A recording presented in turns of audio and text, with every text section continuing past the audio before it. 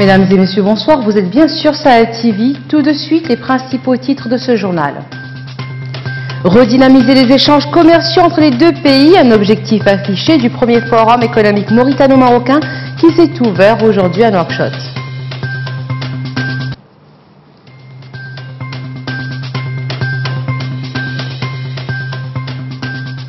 Les autorités mauritaniennes autorisent les orpailleurs à reprendre leurs activités dans la zone de Greibendoro, mais elles appellent ces derniers à coopérer avec les forces armées pour renforcer la sécurité à nos frontières. Au Yémen, un cessez-le-feu effectif attendu demain dans la région de Hodeïda. Cette trêve, négociée sous l'égide des Nations Unies, devait entrer en vigueur le 13 décembre dernier, mais elle a été interrompue.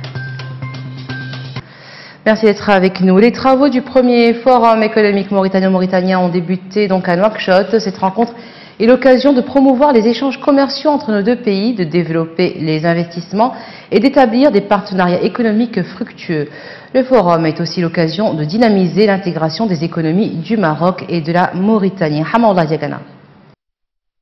Les relations maroco-mauritaniennes sont au beau fixe. Les hommes d'affaires marocains et mauritaniens se sont donné rendez-vous ce lundi au Palais des Congrès de Nouakchott. Objectif: explorer les opportunités d'affaires et d'investissement, mais aussi dynamiser les liens commerciaux entre les secteurs privés des deux pays. Un nouveau départ vers le renforcement des liens économiques entre les deux États. Le démarrage de ce colloque, le premier du genre, qui réunit les présidents de groupements commerciaux, d'entreprises industrielles et commerciales, augure d'une percée spectaculaire dans les relations économiques entre les deux pays frères et d'un renforcement des opportunités de coopération entre des hommes d'affaires marocains et mauritaniens et d'un partenariat multidimensionnel qui reflète la solidité des relations entre nos deux pays frères. Le royaume chérifien est représenté par une importante délégation d'opérateurs conduite par le président de la Confédération générale des entreprises du Maroc, Salahaddine Mazouar. Plusieurs accords ont été signés entre les deux pays à la faveur de cette rencontre qui va durer 3 jours. Le Forum économique mauritano-marocain, premier du genre, vient impulser les relations entre les deux pays dans les domaines de l'investissement. Et cette présence confirme la volonté spontanée des opérateurs économiques de construire une nouvelle page dans les relations économiques entre nos deux pays. Pour renforcer les liens économiques, accompagner également ce pays frère dans son ambition stratégique pour construire également une économie moderne, une économie ouverte, une économie ancrée dans la chaîne de valeur économique mondiale et régionale. Et les opportunités sont claires des deux côtés et la prédisposition, les messages politiques, la volonté politique sont autant d'atouts aujourd'hui pour qu'on aille vite et très vite. On a de belles choses devant nous. Près d'une vingtaine de secteurs sont représentés à ce forum de Nouakchott, dont notamment l'industrie, le commerce et les services, l'énergie et l'agriculture. La Commission des affaires étrangères de l'Assemblée nationale a consacré sa réunion d'aujourd'hui à l'examen de 2 projets de loi. Le premier relatif à l'accord de partenariat entre la Mauritanie et la CEDEAO qui a été signé en mai 2017 à Nouakchott. Le second, lui, porte sur l'accord mettant en place une zone de libre-échange continentale africaine. Il a été signé en mars 2018 à Kigali, capitale du Rwanda. Au cours de cette réunion, la Commission a suivi un exposé présenté par la ministre du Commerce, de l'Industrie et du Tourisme. Un exposé dans lequel elle a passé en revue les différentes clauses de ces 2 accords. A indiqué que ces projets de loi visent à renforcer l'intégration régionale en Afrique de l'Ouest pour le premier, bien évidemment, et pour le second, il vise à accélérer le développement économique régional et à créer un marché unique pour les produits de base et des services afin d'approfondir l'intégration économique du continent africain. Et ouverture ce matin à Nouakchott des travaux de l'atelier de préparation du processus d'adhésion de la Mauritanie à la Convention de Budapest sur la cybercriminalité. Il a été organisé par le ministère de l'Enseignement supérieur, de la Recherche scientifique et des technologies de l'information et de la communication en collaboration avec l'Union européenne. La rencontre de 3 jours a pour objectif de développer et de renforcer la législation nationale pays en matière de cybercriminalité et des preuves électroniques. Autre objectif, tirer profit de cette convention tout en respectant les droits de l'homme et l'état de droit. Ce sera aussi l'occasion de procéder à une évaluation des besoins du pays en matière de renforcement des capacités de lutte contre la cybercriminalité et d'utilisation appropriée des preuves électroniques, avec le développement de l'usage des technologies d'information et de la communication et leur contribution dans divers aspects de la vie courante. Les systèmes d'information sont de plus en plus des cibles délibérées d'attaques malveillantes et cet atelier contribuera à une meilleure compréhension des lois relatives à la cybercriminalité et ces résultats aideront à atteindre les objectifs fixés. Un nouveau parti politique en Mauritanie, le courant de la Concorde nationale, qui est présidé par le chercheur en histoire des idées politiques Sid Ammar Ould-Cheikhna. La création de cette formation a été annoncée lors d'un colloque à Nouakchott en présence de personnalités politiques, d'intellectuels et militants venus de tous les coins du pays. Le courant de la Concorde nationale ambitionne d'être l'expression de l'espoir de plusieurs segments de la société dont les aspirations ne sont pas prises en compte par les partis traditionnels de la majorité comme de l'opposition. Le parti engage son pari sur ses élites indépendantes et entend mettre leur énergie au service du développement de la Mauritanie. Le parti estime que la prochaine élection présidentielle est une occasion importante pour participer avec les autres protagonistes à l'élection du meilleur candidat pour le bien du pays.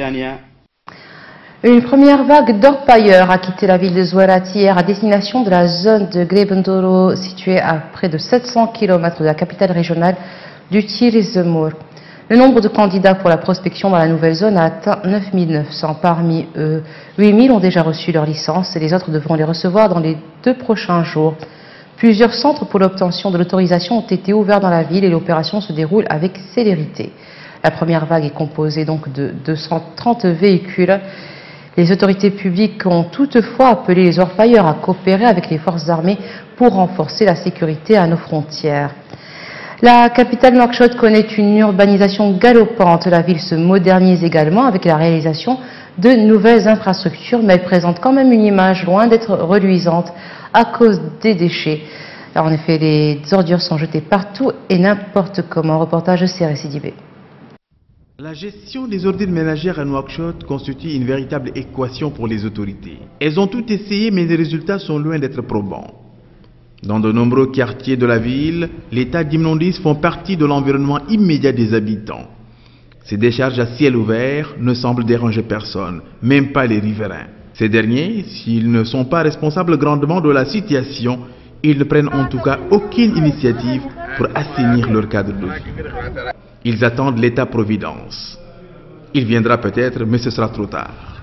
Les mauvais comportements des citoyens, l'incivisme notamment, est pointé du doigt. Le système de collecte des ordures mis en place par les autorités pêche par son inefficacité. Certains quartiers de la ville de Nouakchott sont lésés par rapport à d'autres. Ces ordures représentent une source potentielle de problèmes de santé publique. Dans l'architecture de la gouvernance locale précédente, la commune était chargée entre autres de la gestion des ordures ménagères. Elle aussi, elle avait montré ses limites. Désormais, les regards sont tournés vers le conseil régional. Ce nouveau dispositif parviendra-t-il à faire oublier toutes ces années d'insalubrité? Ce n'est pas sûr. Et maintenant, nous rejoignons Ndeiso Sidi pour le journal de l'économie.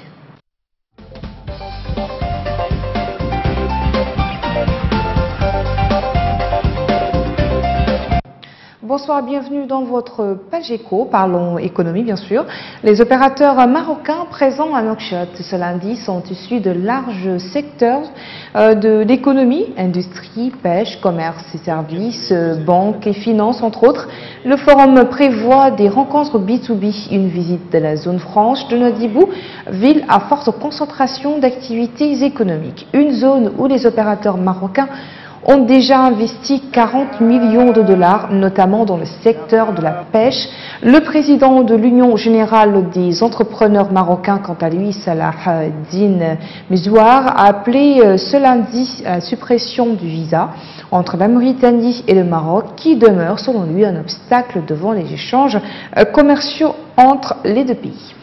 Les réserves du champ gazier Tortue El Meyim, situé dans l'offshore mauritanien, renferment plus de 15 trillions pieds cubes de gaz récupérable, a indiqué le directeur général de British Petroleum dans une conférence sur le gaz offshore tenue à Houston aux États-Unis. Selon Bernard Lunet, la superficie totale du champ est plus grande que celle de Houston, ajoutant qu'avec une superficie de 33 000 km3, le champ mauritano-sénégalais pourrait contenir 50 milliards de pieds cubes supplémentaires. Pour mettre cela en perspective, 50 milliards de pieds cubes représentant toute la production actuelle du gaz en Afrique depuis près de 7 ans. Le président sénégalais Macky Sall est à Paris aujourd'hui et demain. Son objectif, trouver des financements pour la deuxième phase de son plan Sénégal émergent 2019 à 2023. Le président espère obtenir près de 3 000 milliards de francs CFA, soit plus de 4 milliards d'euros. La réunion avec le groupe consultatif a eu lieu au siège de la Banque mondiale à Paris. La croissance du Sénégal tourne autour de 7% à nouveau cette année, rendant le pays éligible à un prêt. La première foire commerciale intra-africaine organisée par la Banque africaine d'import-export, Afreximbank, en partenariat avec la Commission de l'Union africaine et le gouvernement égyptien, qui se déroule déjà du 11 au 17 décembre en Égypte, a finalement tenu toutes ses promesses et a même dépassé, selon l'établissement bancaire panafricain. Cet événement, qui a connu la participation de 2000 exposants et 70 000 visiteurs, a été l'occasion de la signature d'accords commerciaux d'une valeur de plus de 27 milliards de dollars au total. Afreximbank a salué une réussite remarquable de ce rendez-vous commercial, des résultats étant au-delà de l'objectif initial qui était de 25 milliards de dollars.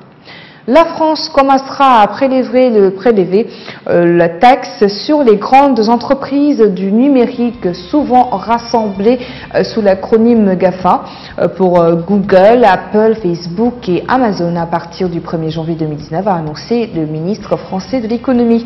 Il estime ses recettes futures à 500 millions d'euros pour l'année 2019. Le gouvernement français compte sur les 500 millions d'euros que doit rapporter cette taxe pour financer les mesures sociales annoncées par Emmanuel Macron, le président français, en réponse au mouvement des Gilets jaunes, dont le coût est estimé à environ 10 milliards d'euros. Voilà pour cette page éco. Retour à Salwa Chérif.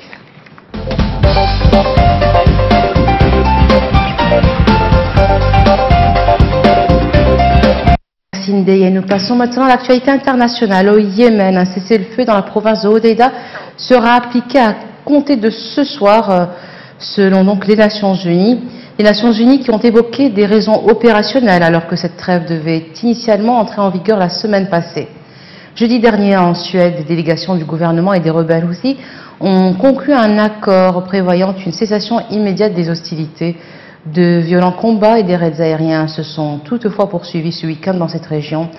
Et hier soir, le ministre yéménite des Affaires étrangères, Khaled El-Yamani, avait affirmé que le cessez-le-feu entrerait en vigueur mardi à minuit. Les rebelles Houthis qui tiennent la ville de Hodeïda n'ont pour l'heure pas réagi. Et face à la poursuite d'affrontements dans lesquels au moins 29 combattants sont morts selon des sources pro-gouvernementales, l'émissaire de l'ONU au Yémen, Martin Griffiths, a exhorté les belligérants à respecter l'accord de trêve. Des dizaines de milliers de personnes rassemblées à Gaza pour célébrer le 31e anniversaire de la fondation du Hamas. Les brigades Azedine al-Qassam, la branche armée du mouvement islamiste à la tête de la bande de Gaza, ont défilé pour l'occasion. Le chef du Hamas, Ismail Haniyeh, a pris la parole. Il a de nouveau appelé à reconstruire d'urgence l'unité nationale palestinienne. Recep Tayyip Erdogan a indiqué aujourd'hui qu'il est déterminé à se débarrasser des milices kurdes dans le nord de la Syrie. Il a affirmé que l'administration américaine a donné son feu vert à une nouvelle offensive turque contre les milices kurdes dans la zone. L'offensive évoquée par le président turc a été annoncée à plusieurs reprises, la semaine dernière notamment, mais jamais la moindre date n'a été avancée. En tout cas, aucune confirmation officielle n'est venue des États-Unis. Le Pentagone a adressé plusieurs mises en garde aux autorités turques, jugeant que toute action militaire unilatérale serait inacceptable. L'armée américaine a annoncé aujourd'hui avoir mené 6 frappes aériennes en Somalie au cours du week-end. Ces frappes auraient fait 62 morts dans les rangs des miliciens islamistes Shabab.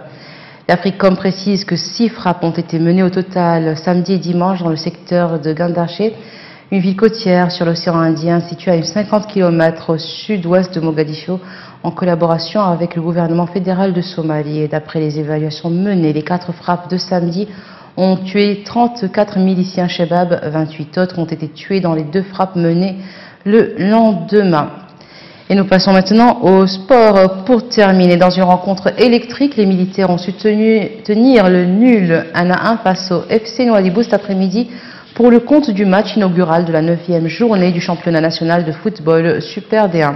Très en forme en ce début de saison, l'international U20 de la garde nationale Ahmed Salem Velani a ouvert le score pour les militaires à la 34e minute. Au retour des vestiaires, le milieu offensif des Oranges, Sidi Yacoub Adman, permet aux siens d'égaliser à la 55e minute. C'est finalement sur ce score 1-1 que s'est terminé le match. Au classement, le FC Nouadhibou rate l'occasion de reprendre la tête. Les hommes du coach camerounais Maurice Ndjoya sont toujours dauphins avec 17 points plus 14. Quant à la garde nationale, elle se positionne toujours à son rang de premier relégable malgré le nul à l'extérieur avec désormais 7 points à 6. Football toujours, le tirage au sort des 8e de finale de la Ligue des Champions n'a pas été très clément avec les clubs français. Le PSG évite l'Atlético mais affrontera tout de même Manchester United et pour l'Olympique lyonnais affrontera le FC Barcelone en 8e de finale de la Ligue des Champions. Le Paris Saint-Germain affrontera le Manchester United mal en point en première ligue, tandis que Lyon a hérité du redoutable FC Barcelone. L'Atlético Madrid, vainqueur de la dernière Ligue Europa face à Marseille, se frottera à la Juventus de Turin. Liverpool, finaliste malheureux en 2018 face au Real Madrid, jouera son avenir européen face au Bayern de Munich, demi-finaliste de la précédente édition. Et voilà, ce sera tout pour ce soir. Le rappel des titres. Redynamiser les échanges commerciaux entre les deux pays, un objectif affiché du premier forum économique mauritano-marocain qui s'est ouvert aujourd'hui à Nouakchott.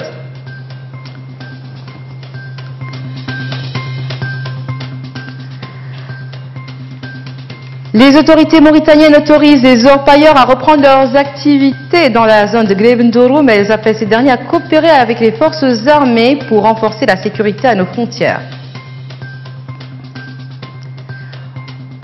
Au Yémen, un cessez-le-feu effectif attendu demain dans la région de Hodeïda. Cette trêve négociée sous l'égide des Nations Unies devait entrer en vigueur le 13 décembre, mais elle a été interrompue.